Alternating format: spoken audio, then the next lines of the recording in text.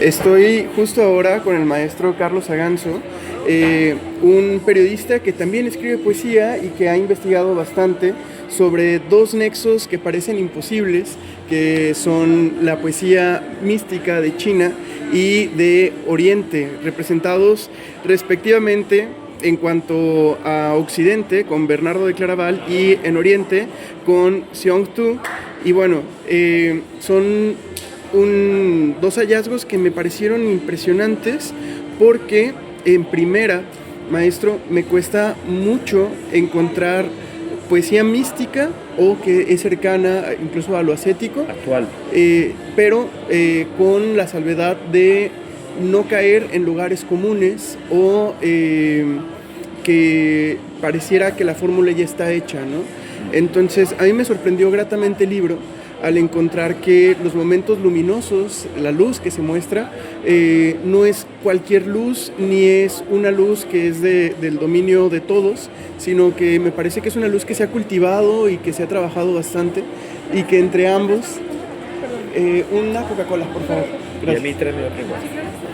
Y bueno, estamos justo ahora antes de irnos a La Milarca, a escucharlo, leer justo este libro que se llama Paraíso Claustral.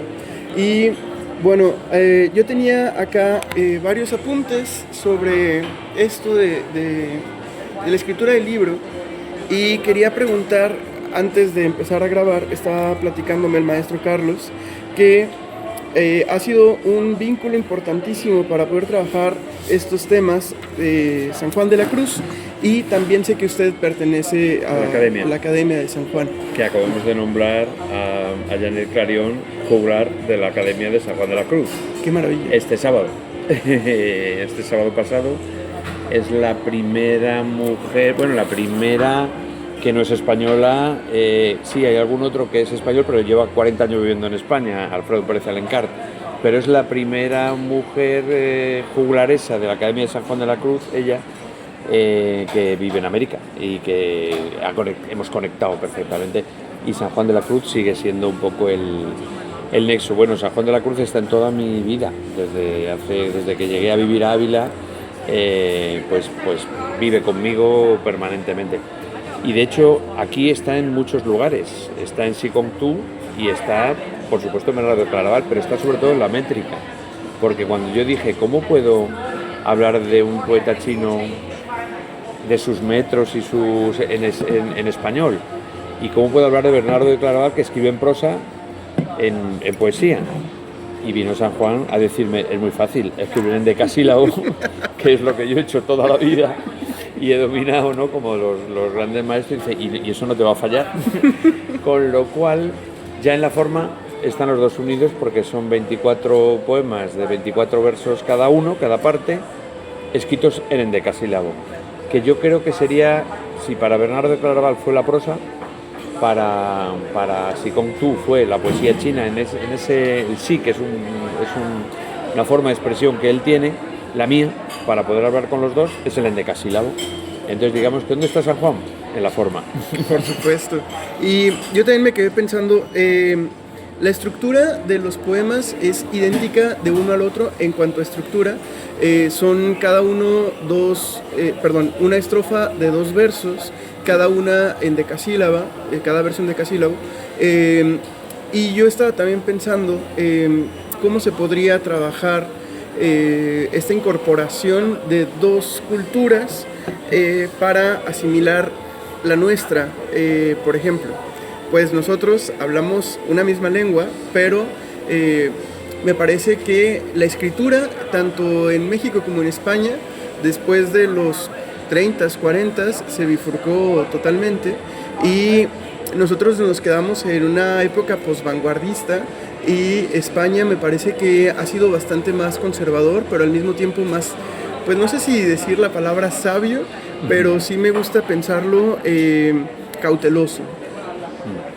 A ver, el peso de la tradición es muy importante. Y en España, que ha seguido sus propios... han tenido, fíjate, ¿cómo se llama? Los novísimos. Por ejemplo, los novísimos son una ruptura con todo lo anterior. Hemos tenido una poesía vanguardista, Cirlot, hemos tenido una poesía surrealista, una poesía experimentalista.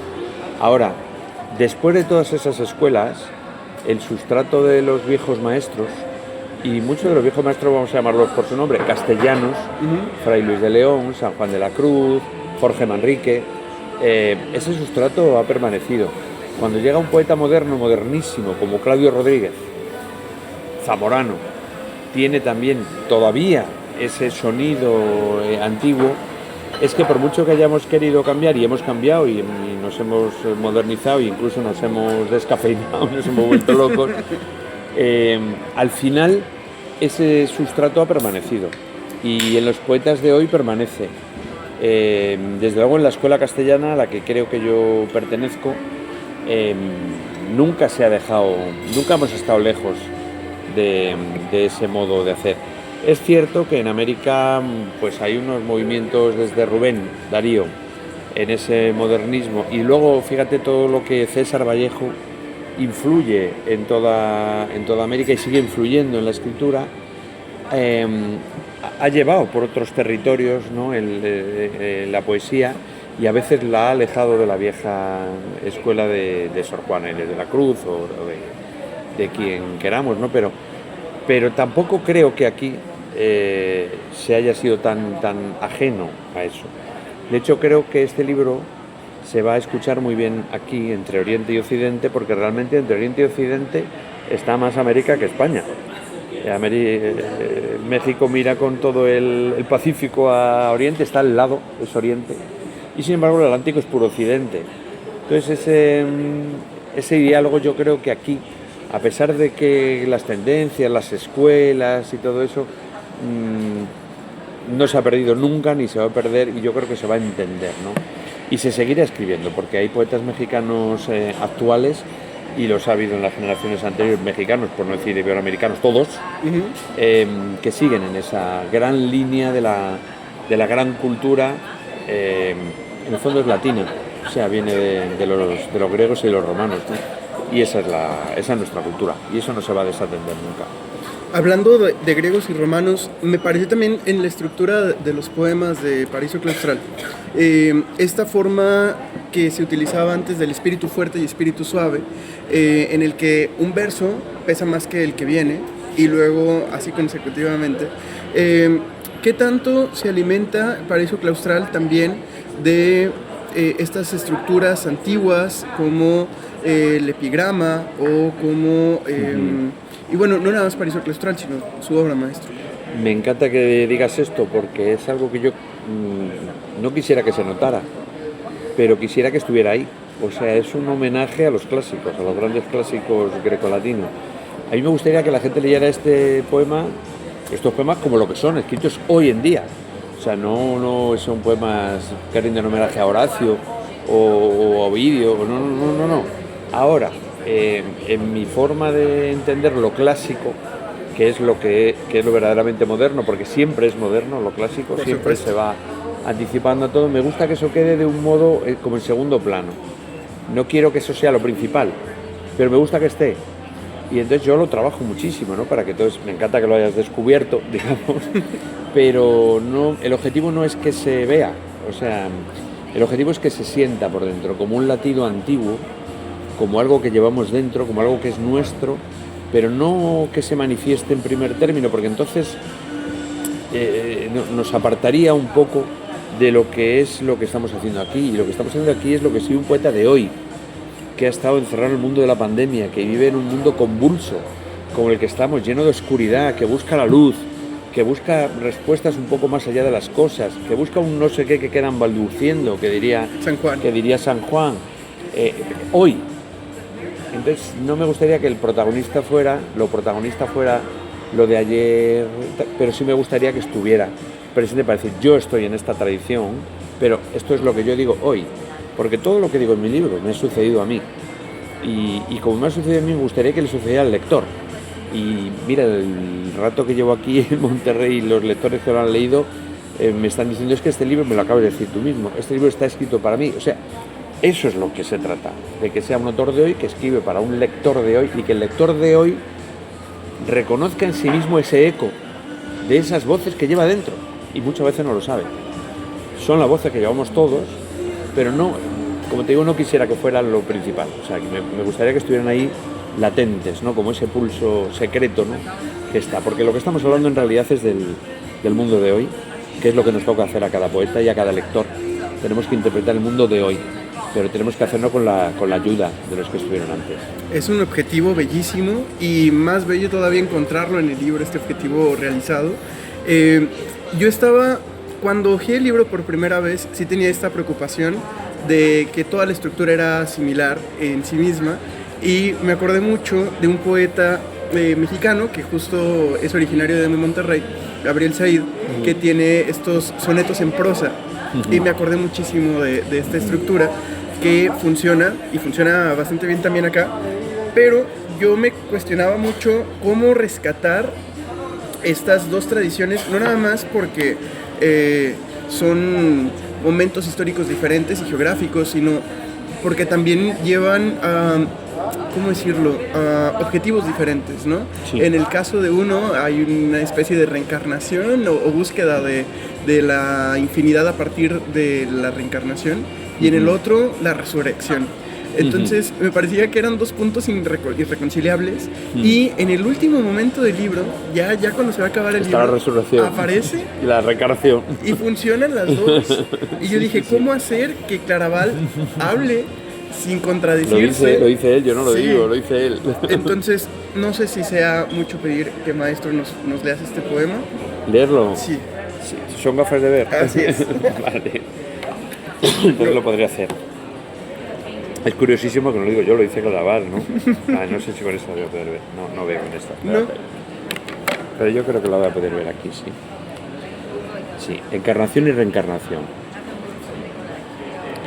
¿Somos de donde venimos o somos a donde vamos? Esa es la cuestión, o no. Porque quizás a donde vamos y de donde venimos sea lo mismo. El ciclo de la vida que germina en sí mismo y en sí se regenera. Con nacer una vez no es suficiente. Lo demás es soberbia, endiosamiento. Te lo dicen las flores cuando entregan su alma al primer día del otoño. Así, dejas escrito que tú quieres reencarnarte en poema o en estatua. Esta es la vanidad de los poetas al final, ¿no? Está increíble. Después de todo un canto a la humildad, ¿no? Que todos los poemas anteriores hablan de la humildad, dice sí. Pero yo quiero reencarnarme en estatua. O poema. O en poema. Maestro, acá también en México se ha puesto muy de moda, no nada más en la literatura, sino en todas las disciplinas artísticas, hablar de procesos de investigación-creación. Y a mí me parece que no se puede trabajar sin ello. Sí, claro. Pero justo su libro me parece que lo trabaja de una manera en la que no pareciera que hay una investigación detrás, No. sino una asimilación de los conceptos, de los autores. Sí, es una lectura. O sea, yo creo que todo escritor lo primero que tiene que ser es un lector. Si no eres lector, mala cosa. Y de lo que hay que presumir es de ser un buen lector. Y precisamente este libro es el fruto de dos lecturas, en dos momentos diferentes, porque escribí en dos tiempos diferentes. La mitad del libro lo escribí en la pandemia y la otra y tirando a primavera, y la otra mitad tirando a otoño-invierno, y en otro sitio totalmente diferente. ¿Por qué? Porque estaba leyendo autores diferentes. O sea, yo estaba leyendo cosas sobre los cistercienses y sobre los paraísos claustrales y sobre Bernardo de Claraval cuando escribí la segunda parte, pero la primera estaba leyendo las 24 categorías de la poesía de Secoutu. Entonces, es tan natural como eso. No es un proceso de investigación en el que tengas que forzarte a ti mismo a algo que a lo mejor no te cause ni siquiera placer. No, es mucho más mejor, porque es el puro placer el placer de lo que estás leyendo y descubriendo y que te está inundando y que te está sorprendiendo y que te está hablando de ti mismo y que te está apelando en una manera. Ese placer es el que te lleva, hombre, sí, a investigar un poquito, a saber un poquito más, ¿no? de lo que estás haciendo, pero por la pura necesidad, porque nos pasa a todos. Cuando algo te gusta, quieres saber un poco más de lo que te gusta. Y a veces el investigador incluso va a lo mejor por cosas que no le gustan. Pero no es mi caso. O sea, mi caso tiene más que ver con con el gusto de leer, con el placer de leer y dejarme seducir por lo que leo que por el afán de investigación, lo cual no quiere decir efectivamente que en un momento determinado investigues. Por supuesto. Y yo me di a la tarea también de compartirle a un amigo varios textos en voz alta y darle el contexto de tanto de Claraval como de, siempre se me da la pronunciación, perdón. Sí, con tú. Sí, con tú. Y estaba platicándole. Vamos, es sí con tú. Sí, con tú. Sí, porque a mí me explicó la traductora china que hizo Pilar. No. ¿No? Esta es una Feng se llama, Okay. que fue directora de la agencia Xinhua en España, Okay. la agencia más grande de información en España. Que si dices sí con tú, decía Pilar Fernández de España. Dice, es como si dices Carlos Aganzo. Ok. Entonces es sí con tú. Sí, con tú. Y tuve que cambiar todo el libro cuando ya estaba hecho para ponerlo correctamente. Sí, bueno, es que. Es sí con tú. Sí, con tú.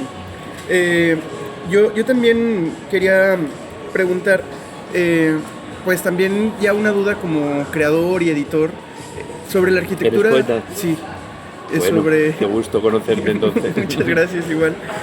Sobre la arquitectura del libro, me parece muy interesante porque yo lo había pensado, o sea, cuando me platicaron de qué iba, yo pensé que se iban a estar espejeando y contestando una voz con otra. Y acá son dos libros dentro de uno que pareciera que no tienen una relación en común y que se puede leer uno y se acabó, o leer el segundo y se acabó. Luego resulta que no. Pero no. Porque le faltaría la segunda parte a la primera. Mira, la primera está hecha con el oído pegado al suelo. O sea, está hecha escuchando a la hierba crecer, escuchando el oído pegado al árbol, escuchando al árbol crujir en un jardín. Está escrita. La segunda está escrita en lo alto de una torre, mirando a los ojos a las águilas y mirando a los ojos a los pájaros, ¿no? Entonces, claro, el ser humano en realidad tiene esas dos partes. La raíz viene en tierra y la copa, como yo digo en un poema mío, llena de pájaros. Somos los hombres, somos como los árboles, ¿no? Los hombres buenos, que digo yo en mi poema. Y entonces tienes que tener, claro, si solamente estás hablando de la raíz y de la tierra, le habría faltado, para ser un paraíso claustral, le habría faltado la parte del cielo. Con lo cual, sin saberlo también y sin quererlo, pues, puesto que están escritos en dos momentos determinados, se han complementado y forman un solo libro. Pero es más, lo verdaderamente curioso es que si con tú y Bernardo Claraval hablan de las mismas cosas. Hablan del vacío, hablan de la elegancia, hablan de la palabra, hablan de la belleza, hablan del amor.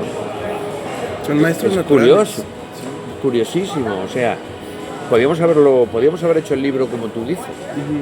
A ver, 3 poemas de amor o 4 de amor de fulano, 2 no sé. No. Habla Oriente de estas cosas y dice ta. Habla Occidente y dice estas mismas cosas y las dice de esta otra manera. Y en el fondo es la misma y en el fondo es distinta. Y uno lo dice desde la tierra y el otro lo dice desde el cielo.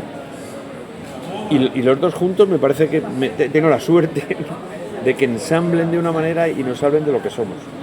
Y eso es lo que realmente a mí mismo me ha sorprendido, ¿no? Y como sí te digo, de un modo totalmente natural. O sea, una vez más no he tenido que buscar una arquitectura distinta, emplear mental. No, ha sido tan natural. Bueno, ya solo el modo de escritura habría sido imposible, porque escribí en 24 días los primeros 24 poemas y en 24 días los 24 segundos. 24 días, sin dejar ningún día de escribir ningún poema, sin irme a la cama sin acabar. Con lo cual habría sido imposible otra cosa.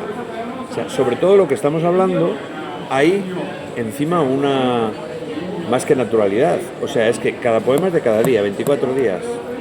Mañana, tarde, noche, y a la noche hay que entregar a uno mismo el poema. 24. Pasan muchos meses y después haces los otros 24. En estados distintos, en momentos distintos, y solo al verlos juntos en un libro, como el Yin y el Yang, como Oriente y Occidente, te das cuenta que ha sido el mismo en lo alto y en lo bajo, sin tú proponértelo. Eso es la maravilla de estar en diálogo con maestros. porque ellos son los que van hablando y amoldándote a ti, ¿no? Mientras los lees. Tienes tú poca cosa que hacer, nada más que tener la constancia, hombre, un poco también la fuerza y la valentía de meterte ahí cada día un poema, que yo no hay día que me lo haya saltado. Claro. O sea, los he hecho así, como ese reto, pues por querer hacerlo con la mayor verdad y autenticidad y la mayor reflexión sobre mí mismo, con ellos, ¿no? No por hacer un trabajo artístico, sentar una mesa, sino no, es un ejercicio de amor profundo a lo que lees, de implicación profunda con la naturaleza en la que estás en ese momento, sea la del aire o sea la de la tierra, y entonces eso tiene más fuerza la experiencia propia del momento que la propia arquitectura del libro, que se da por añadidura. Ya me forcé desde el principio al escribirlo a que fueran los endecasílabos, o sea, que no he añadido la forma después, la forma estaba ya obligada desde el principio, ¿no? Con lo cual todo es muy trabajoso, pero todo es muy natural. Y creo que al final ha quedado un libro en el que hablan ellos. Yo soy casi un medium, digamos, ¿no? o un enlace, no sé decir. Pero ellos son los que realmente nos hablan otra vez, pasados tantos siglos de uno y de otro, de algo que nos conmueve y nos atañe hoy. Y eso es lo que creo que tiene el valor. Leer el libro hoy. Lo que nos dicen los maestros antiguos nos sirve para hoy en primerísima persona. Es increíble la respuesta. Pero es que es increíble la lectura. O sea, sí, la lectura es así. Que nos compartas, maestro, también tu proceso creativo sobre esto y bueno, nos abre como muchas las puertas y nos da como también norte hacia dónde marcar, porque creo que, bueno, esta entrevista se la voy a pasar a varios estudiantes míos, pero también a algunos escritores del estado, y bueno, me conmueve mucho tener este diálogo. Y ya para ir cerrando un poco, yo estaba pensando estamos hablando de que vivimos en tiempos convulsos y que es importantísimo podernos sentar a meditar, a pensar, a escribir, leer.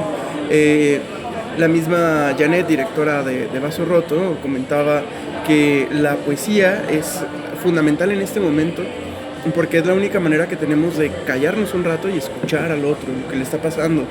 Y no nada más al otro de manera inmediata, sino al que está en otro lugar, en otro continente, en otro momento histórico también. Y bueno, ya con esto quiero formular una pregunta. A mí me conmueve mucho también los ensayos que tiene Victoria Cirlot sobre la mística y los estudios medievales. Y ella hablaba mucho de cómo desde los sentidos interiores del cuerpo y no los exteriores se podría como hablar de los procesos de significación, de cómo aprendemos de manera emocional incluso, o maneras no tangibles o explicables siquiera. Y a partir de ello quería como preguntar cómo esta forma de entender la realidad puede orientarnos a romper con las ataduras, primero políticas y en segunda de la creación. Porque algo que a mí me consternó y luego lo agradecí mucho era esto del trabajo de la luz. Antes de empezar a grabar, le platicaba, maestro, que se me hacía muy difícil encontrar literatura mística que no cayera en el lugar común en lo contemporáneo, porque bueno, decir música callada en el tiempo de San Juan era una maravilla, pero decirlo ahora es un oxímoron y ya no está tan bien visto, ¿no? Claro. Entonces, ¿cómo romper con la escritura y lectura mística, o cómo utilizarla para romper paradigmas políticos, pero también paradigmas creativos? La respuesta, tanto como Victoria Cirlot, la tiene María Zambrano, que dice que el corazón tiene razones que la razón no entiende. En el fondo no es una lucha en la de la palabra contra la política, contra el mundo absurdo en que vivimos, es contra cierta razón de este mundo. La razón de las razones es el algoritmo. Es cierto. Eso es la razón pura, no hay nada que discutirle. A 2 más 2 son 4. ¿Y si no son 4? ¿Y si el ser humano, frente a la inteligencia artificial, frente a la tecnología, el abuso de la tecnología, las redes sociales, la manipulación de las personas, el analfabetismo funcional y todo eso, tiene razones que la razón no entiende, que no son necesariamente razonables, que no son necesariamente mensurables, que son no necesariamente manipulables? Entonces, ahí está la respuesta. La respuesta está, pienso yo, en lo no perfecto, porque somos imperfectos, en la voluntad, muchas veces, frente al pragmatismo, en esa otra parte del ser humano que nos hace ser seres humanos, realmente, que es lo que nos constituye, porque al final, por la misma razón, por la misma necesidad, por la misma economía, se mueve un animal, o se mueve un árbol, o se mueve... Pero nosotros tenemos razones que la razón no entiende. O sea, tenemos algo, el no sé qué que queda balbuciendo una vez más, lo tendríamos que decir, ¿no? O toda ciencia trascendiendo. Mira qué bien lo dice otra vez San Juan, ¿no? Toda ciencia trascendiendo. Entonces, la respuesta no es buscar el mundo de lo irracional, el mundo de lo surreal, el mundo de lo animista, buscar las religiones. No. Pero la respuesta es darle al ser humano la oportunidad de colocarse por encima de lo material, por encima de lo práctico, por encima de los intereses, que en la política ahora mismo son intereses, por encima de todas esas cosas que son lógicas y normales en una economía más o menos capitalista como la que estamos, y decir, no. La palabra impone algo que es mucho más profundo, que es más antiguo, que es más humano que todo esto. Que todos los sistemas que nos queramos dar el ser humano no pueden aplastar al ser humano. Y lo que nos está ocurriendo ahora mismo es que hemos creado un sistema, para algunos perfecto y para algunos total y global, y para otros puede llegar a ser demoníaco, puede ser un sistema opresor como nunca lo ha sido, puede ser un sistema desde luego transhumano, inhumano, deshumanizado, como todos los que le quieras quitar la palabra humano. ¿Quién nos viene a demostrar que somos humanos? El zoon fonón que somos, como decía Aristóteles, el animal que habla. Y el ser y el hablar, y el pensar y el razonar, pero también el sentir y el incorporar de otro modo el mundo y la realidad, eso es lo que nos hace verdaderamente humanos. La poesía está para buscar ese plus, ese más allá, esa otra mirada, esa trascendencia, ese misterio que tiene que tener, que también es el ser humano. Porque el ser humano no es física y química, como decía San Agustín, sintiéndolo mucho por él. Tú no puedes decir que el amor es física y química. El amor es otra cosa, ¿no? Dos soledades que se reconocen y se reverencian, que dice Rilke. Pues estoy más cerca de eso, ¿no? Que es una soledad. ¿Dónde está el algoritmo de la soledad? No se encuentra, ¿no? Entonces, esa fuerza que tiene el ser humano de ser algo más allá de sí mismo, solo te la da la palabra. Y esa palabra y la literatura es lo único que puede cambiar este mundo de esta deriva en la que nos hemos dejado dominar por un sistema que acaba estando por encima de nosotros mismos. Y no, el sistema está para servirnos a nosotros, no nosotros para servir al sistema. ¿Qué es el dilema de la inteligencia artificial o es el dilema de los algoritmos? El problema no es que los robots hagan lo mismo que nosotros, el problema es que nosotros actuemos como los robots. ¿Qué es lo que estamos haciendo? Sí. Los robots que hagan lo que les dé la gana, y cuanto más humanos sean, mejor, y si puede ser mi hermano, mejor. El problema es que yo me convierta en un robot. Y eso es lo que la poesía ha de impedir. No solo un robot, sino toda esa manipulación de un género humano borreguil convertido casi en masa, casi en clientes, en algoritmos más que en personas, que eso es lo que pretende el sistema, convertirnos en clientes para convertirnos en dinero, en mercancía, en tránsito, en transacción. Okay. Es lo que nos están convirtiendo. No, tenemos que conseguir que el ser humano esté por encima del sistema que el propio ser humano ha creado. Es difícil, Es complicado, pero ahí está la poesía, la literatura, el arte, la música. Todo esto es lo que nos hace verdaderamente humanos y nos hace en cierto modo imperfectos y nos hace incontrolables y nos hace magníficos y nos hace adorables. Porque siempre que hablamos de la inteligencia artificial, ¿por qué no nos gusta la inteligencia artificial? ¿Por qué nos produce un rechazo? Porque es perfecta. Y a nosotros no nos gusta la perfección. La belleza no es la perfección. La belleza es la imperfección.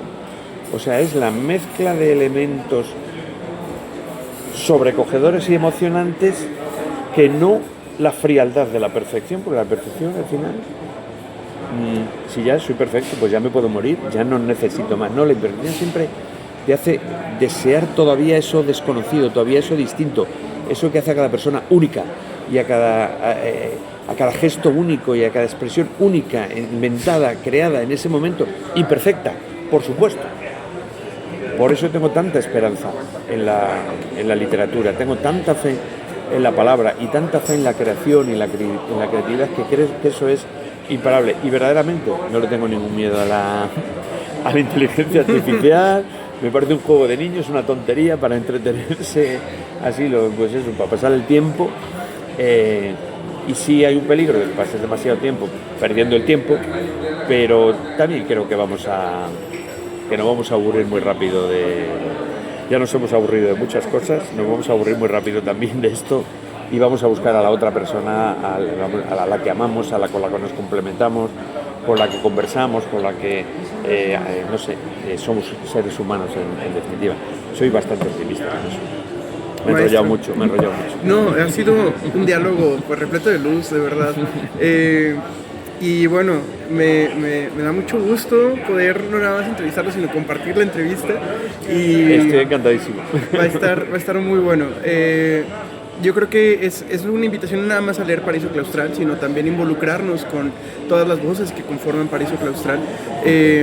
Y sobre todo, creo que es una invitación maravillosa para que los poetas mexicanos, los chicos que están empezando a escribir, no nada más leamos a la inmediatez de los poetas que están escribiendo ahora en nuestro vecindario o en nuestro país mismo, sino que podamos cruzar el charco y podamos ir a diferentes lugares a partir de la lectura.